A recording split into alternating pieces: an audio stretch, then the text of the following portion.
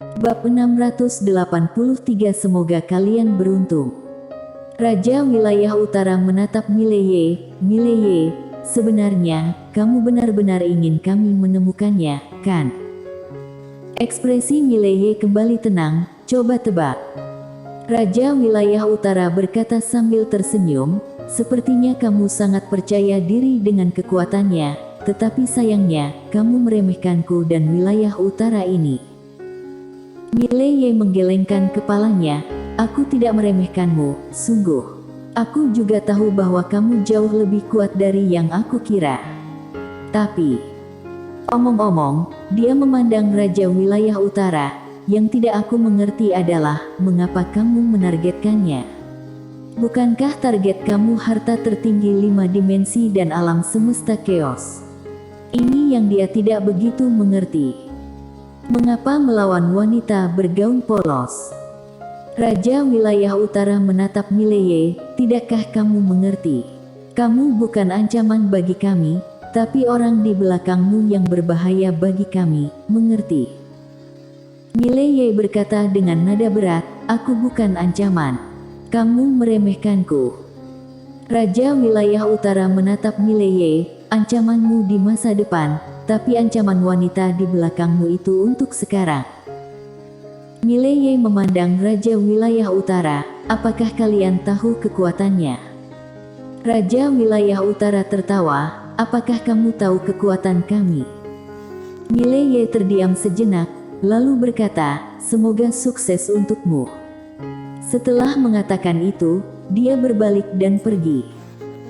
Raja wilayah utara tiba-tiba berkata, Mileye, kamu tidak tahu apa-apa tentang kekuatan dunia Akbar Suan Huang. Tidak akan lama sebelum kamu menyadari betapa bodoh dan konyolnya perlawananmu sekarang.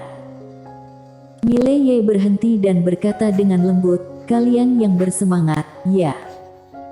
Setelah berbicara, dia menghilang di ujung langit. Di belakang Mileye, Raja wilayah utara berbisik, perintahkan semua orang berkumpul di langit berbintang alam semesta chaos.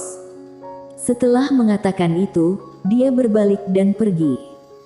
Tak lama kemudian, kapal raksasa itu mulai melaju, sasarannya alam semesta chaos.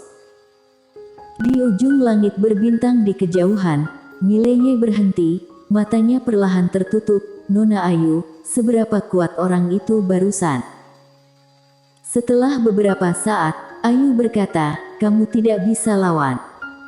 Mileye mengangguk kecil, bagaimana dengan wanita bergaun polos? Ayu terdiam. Mileye sedikit mengernyit, kenapa? Dia lebih kuat dari wanita bergaun polos. Tiba-tiba Ayu berkata, mengapa kamu membandingkannya dengan wanita bergaun polos itu? Apakah mereka sebanding? Wanita bergaun polos itu sudah tak terkalahkan, kan? Tak terkalahkan. Ekspresi Mileye membeku, dia tak terkalahkan. Ayu berbisik, dia mungkin bukan yang nomor 1, tapi setidaknya dalam 4 dimensi, sama sekali tidak ada yang bisa mengalahkannya. Mileye berkata dengan nada berat, sekuat itu. Ayu berbisik, dia tidak kuat. Dia tak terkalahkan dengan tidak masuk akal. Mileye. Ayu berkata lagi, mereka akan mencarinya. Mileye mengangguk, Raja wilayah utara bilang dia adalah ancaman yang lebih besar, jadi raja itu ingin berurusan dengannya dulu, lalu berurusan denganku. Ayu terdiam sejenak, lalu berkata, apakah semua orang di 4 dimensi alam semesta begitu bodoh? Mileye. Ayu berkata lagi, apakah buruk untuk hidup? Mengapa harus menemukannya? Suasana hati wanita itu pada dasarnya tidak stabil. Jika mereka tidak melakukannya dengan benar, mereka semua akan hilang sepenuhnya. Aku tidak mengerti, bukankah itu cukup jika mereka datang untuk bertarung denganmu? Kamu sangat lemah sekarang. Jika mereka datang untuk bertarung denganmu, kamu mungkin tidak sanggup melawan. Tapi mereka harus pergi mencari wanita itu untuk menghilangkan masalah selamanya. Mereka tidak lain sedang menyingkirkan masalah selamanya untukmu. Mileye berwajah masam, Nona Ayu, aku juga tidak lemah, terima kasih. Ayu berkata dengan suara rendah, apakah kamu mampu melawan orang itu? Mileye terdiam. Sejujurnya, dia benar-benar tidak bisa mengalahkannya. Tiba-tiba Ayu berkata, tingkatkan kekuatanmu. Sekarang kamu dibandingkan dengan Master Alam Semesta 4 Dimensi, masih ada celah besar. Kebetulan, mereka akan mencari wanita bergaun polos itu, ini adalah kesempatanmu. Mileye berkata dengan nada berat, Nona Ayu, bagaimana aku bisa meningkat sekarang? Ayu terdiam sejenak, lalu berkata, aturan Tao Mimpi. Aturan Tao Mimpi. Mileye sangat gembira, Nona Ayu, bagaimana caranya untuk mengerahkan semua kekuatan aturan Tao Mimpi ini? Aturan Tao Mimpi ini bisa dikatakan paling aneh di antara aturan Tao yang dia miliki sekarang, tapi sayangnya dia belum bisa mengeluarkan kekuatan aslinya. Ayu berkata, jika kamu ingin menggunakannya dengan baik, kamu harus memasuki mimpi. Ke dalam mimpi. Mileye berkata dengan nada berat, ke dalam mimpiku atau ke dalam mimpi orang lain. Ayu berkata, dalam mimpimu.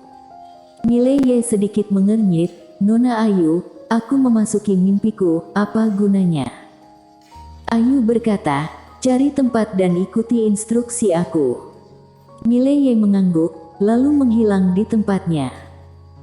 Sekitar 1 jam kemudian, Mileye kembali ke langit berbintang alam semesta keos. Dia menemukan tempat yang tenang, dan duduk bersila, Nona Ayu, katakan. Ayu berkata, aktifkan. Saat mendengar itu, Mileye buru-buru mengaktifkan aturan Tao Mimpi, dan tak lama kemudian, aturan Tao Mimpi muncul di antara alisnya. Ayu berkata, si mimpi, bawa dia ke alam mimpi. Saat suara itu terdengar, aturan Tao Mimpi tiba-tiba bergetar, dan detik berikutnya, cahaya putih tiba-tiba menyelimuti Mileye. Tubuh Mileye membeku, dan segera, matanya perlahan tertutup. Ini adalah dunia putih. Mileye berdiri di sungai. Dia melihat sekeliling dengan pandangan kosong. Nona Ayu, apakah ini alam mimpi? Ayu berbisik, apakah kamu tahu bahwa kamu sedang bermimpi ketika kamu sedang bermimpi? Mileye terdiam. Ayu menambahkan, ini adalah dunia mimpinya, dan itu dapat dengan mudah memasuki dunia mimpi orang lain, artinya, kamu dapat memasuki mimpi orang lain. Mileye berkata dengan nada berat, aku masuk ke dalam mimpi orang lain, lalu. Ayu berkata, kemudian bunuh. Mileye bertanya, membunuh dalam mimpi seseorang, apakah itu berguna? Ayu berkata, jika tidak berguna, itu tidak bisa disimpan di menara ini oleh majikan. Yang paling kuat adalah memungkinkan kamu untuk memasuki mimpi orang lain secara diam-diam. Begitu kamu memasuki mimpi orang lain, kamu dapat membunuh pihak lain di mimpi. Mileye berkata dengan nada berat, apakah ada perbedaan antara membunuh seseorang dalam mimpi mereka dan membunuh mereka dalam kenyataan? Ayu berkata, bedanya besar, karena dia sedang bermimpi dan kamu sedang sadar, itulah bedanya. Apalagi dalam mimpi, kekuatan lawan juga akan kacau, mungkin dia identitas lain atau bahkan anak kecil. Kekuatan lawan ditentukan berdasarkan status lawan dalam mimpi, dan kekuatanmu adalah kekuatanmu yang sebenarnya. Oleh karena itu, dalam mimpi lawan, kamu memiliki keuntungan besar. Mileye berkata dengan nada berat, apakah ada kerugian? Ayu berkata, ya, untuk secara paksa memasuki mimpi orang lain, kamu perlu banyak menghabiskan kekuatan mentalitas. Dengan jiwa spiritual kamu saat ini, kamu hanya dapat memasuki mimpi paling banyak sekali sehari, dan bahkan jika kamu masuk sekali juga sangat banyak menguras energimu. Jadi untuk master biasa, jangan gunakan aturan Tao Mimpi ini. Mileye berkata, Nona Ayu, apakah jiwa spiritual yang sangat kuat akan bisa melawan aturan tahu mimpi ini? Ayu berkata, ya. Kekuatan khusus semacam itu, seperti Raja Wilayah Utara yang baru saja kamu temui, kamu tidak dapat memasuki alam mimpi pihak lain dengan jiwa spiritual kamu saat ini, dan bahkan jika kamu masuk, kamu mungkin tidak dapat membunuh pihak lain, karena kesenjangan kekuatan antara kamu dan pihak lain sangat besar. Mileye berkata dengan nada berat, Nona Ayu, seberapa jauh jarak antara aku dan pihak lain? Ayu berkata, jika kamu tidak memiliki pedang tanpa batas dan menara ini, kamu tidak dapat mengalahkan tubuh bayangan lawanmu. Tentu saja, jika kamu memiliki pedang tanpa batas, kamu masih dapat melawan lawan. Toh teknik pedangmu ini mengabaikan tingkatan alam. Satu pedang tanpa batas. Mileye berbisik, Nona Ayu, apakah kamu tahu apa yang dikurung di lantai 8? Ayu terdiam. Mileye bertanya, tidak bisakah kamu memberitahuku? Ayu berkata, aku tidak tahu apa yang ditahan di sana, tetapi menara yang rusak ini seharusnya tahu. Pada saat ini, menara penjara alam bergetar. Mileye bertanya dengan cepat, Lili, apa yang dikatakannya? Lili berkata, katanya, akan mengajak kita ke 5 dimensi untuk menanam buah spiritual. Menara penjara alam.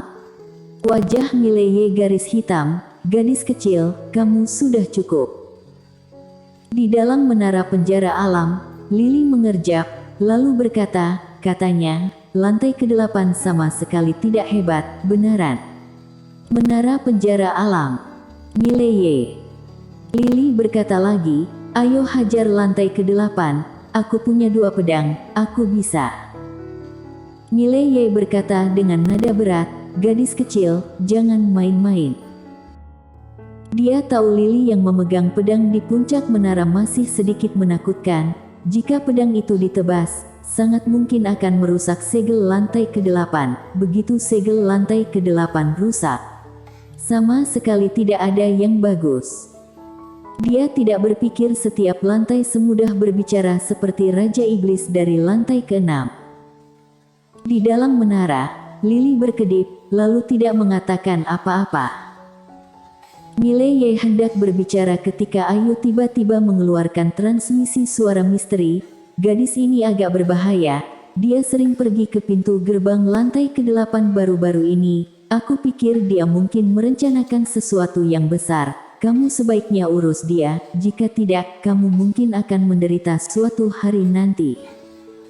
Mileye tersenyum pahit, gadis ini. Ayu menambahkan, juga, gadis ini sangat berbahaya sekarang, indeks risikonya tidak lebih rendah dari lantai ke-8.